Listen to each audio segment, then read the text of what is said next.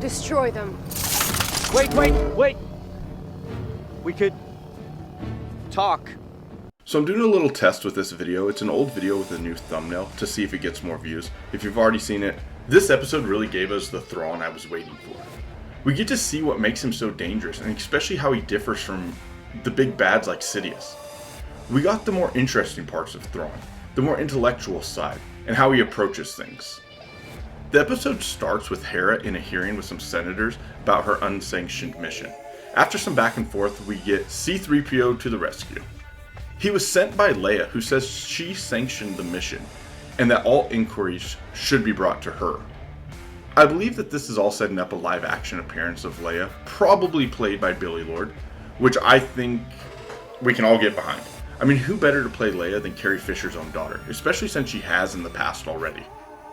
I also thought it was a little interesting that she did not go by the name Solo, although that might have just been in Legends that she used that last name. She was also royalty, so I could see how Organa would play better for politics. Moving on though to the parts that I liked. We get to finally see a look back on the relationship between Anakin and Ahsoka. Anakin had recorded training videos for Ahsoka, telling her that he won't always be with her and to prepare against enemies like Ventress or even Count Dooku. Maybe setting something up for next season, since we know that the Night Sisters can reanimate the dead, and Ventress is buried on Dathomir. The most interesting aspect of this training was the fact that Ahsoka's opinion on Anakin has changed. She believes Anakin truly was a great master. And this is not where Anakin's importance ends for this episode. When Thrawn learns of Ahsoka's master being Anakin, he looks almost scared, which is not an emotion we're used to seeing from Thrawn. Thrawn had fought alongside Anakin and Vader and realizes just how dangerous and powerful he was. More than that, just how powerful his teachings could be. He realizes Ahsoka is not like other Jedi. She was trained by the greatest Jedi of all time, or at least one of them. When the Purrgil exit hyperspace, they end up in a minefield set up by Thrawn to keep them away from the planet. The field reminded me of the time when Thrawn blockaded Coruscant in Legends. The field worked and the Purrgil escaped back to hyperspace, leaving Ahsoka and Huyang to be chased by some of Thrawn's men. Well, I guess pilots. I like that they talked about the Inquisitorius database, where of course Ahsoka Tano would be noted as a Order 66 survivor. It completely makes sense that they would have records on all the Jedi that they were hunting. I like that little throwaway line that I think really has a lot of backstory to it.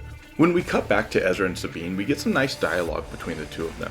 And then when they are attacked, we get to see how much Ezra has really grown. He's not just going straight into it. He actually thinks he uses the Force. Also should be stated that Sabine still leaves out some things. But I like the little callback to when she's asked about the Emperor being dead and she just says, "That's what people say."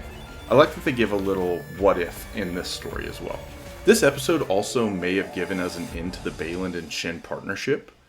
They are on different paths and Baylan recognizes this, and he tells Shin to go get her place in the new empire.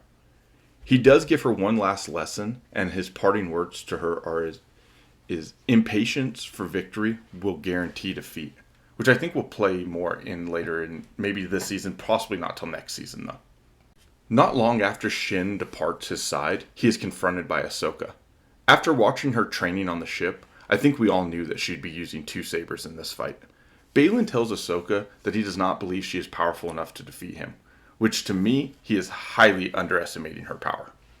We're then left with no clear winner again, but Ahsoka is able to steal his howler and head towards Ezra and Sabine. Ezra and Sabine are able to defeat the bandits, but then are surrounded by troopers and Shin.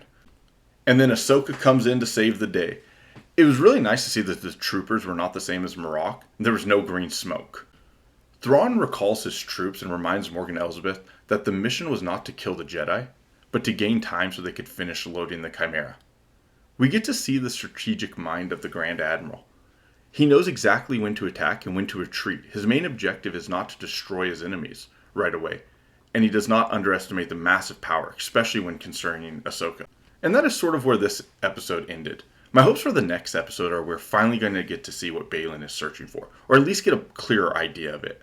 I also think this season will end with our heroes getting left behind. They could get lucky and find a way to sneak on board the Chimera, but I really think they're getting left behind. I hope you guys all have a great day, and may the Force be with you.